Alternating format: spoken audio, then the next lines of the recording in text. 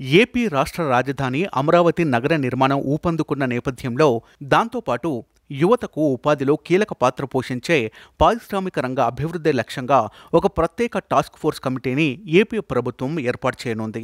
పారిశ్రామిక రంగ అభివృద్ధికి తగిన సూచనలు, సలహాలు ఇస్తూ సరైన ప్రణాళికలు రూపొందించడానికి ఈ టాస్క్ ఫోర్స్ ఏర్పాటు చేశారు.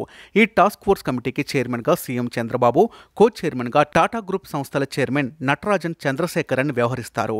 రాష్ట్రానికి పెట్టుబడుల సాధనే ధ్యేయంగా 2047 నాటికి పెట్టుబడులను ఆకర్షించడంలో రాష్ట్రాన్ని దేశంలోనే మొదటి స్థానంలో ఉంచడం తమ లక్ష్యంగా స్వర్ణాంధ్రప్రదేశ్ విజన్ 2047 రూపకల్పనపై సీఎం చంద్రబాబు వారితో చర్చించారు. ఇకపై పెట్టుబడిదారులకు ఈజ్ ఆఫ్ డూయింగ్ బిజినెస్ బదులుగా స్పీడ్ ఆఫ్ డూయింగ్ బిజినెస్ విధానంలో అనుమతులు ఇవ్వాలని రాష్ట్ర ప్రభుత్వం నిర్ణయించింది. విశాఖలో టీఎస్ డెవలప్మెంట్ సెంటర్ ఏర్పాటుపై టాటా గ్రూప్ సంస్థల చైర్మన్ నటరాజన్ చంద్రశేఖరన్ నుండి సానుకూల స్పందన వచ్చిందని, టాటా గ్రూప్ వచ్చే 5 ఏళ్లలో 8.5 లక్షల కోట్ల విలువైన పెట్టుబడులు పెట్టాలని లక్ష్యంగా చేసుకుంటే వాటిలో 70% దేశంలో పెట్టబోతుంది. వాటిలో మెజార్టీ వాటా ఏపీలో పెట్టాలని కోరామని సీఎం చంద్రబాబు తెలిపారు. అలాగే రాష్ట్రానికి ఎయిర్ ఇండియా, విస్తారా ఎయిర్లైన్స్ సేవల విస్తరణ చేయాలని కోరారు. ఈ సమావేశం సుమారు 3 గంటలకు పైగా కొనసాగింది. తదనంతరం సిఐఐ ప్రతినిధులు పెట్టుబడుల అవకాశాలపై తగిన సూచనలు చేశారు.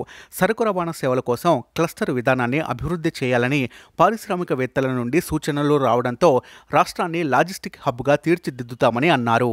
రాష్ట్రంలో 13 స్కిల్ సెంటర్ల ఏర్పాటుకు బజాజ్ గ్రూప్ ఆసక్తి కనబర్చిన నేపథ్యంలో ఆర్టిఫిషియల్ ఇంటెలిజెన్స్ రంగం అభివృద్ధికి విస్తృత అవకాశం ఉండటంతో ఏఐ అనేది ఒక పాఠ్యాంశంగా చేస్తామని, అలాగే స్కిల్ యూనివర్సిటీ ఏర్పాటుపై దృష్టి పెడతామన్నారు.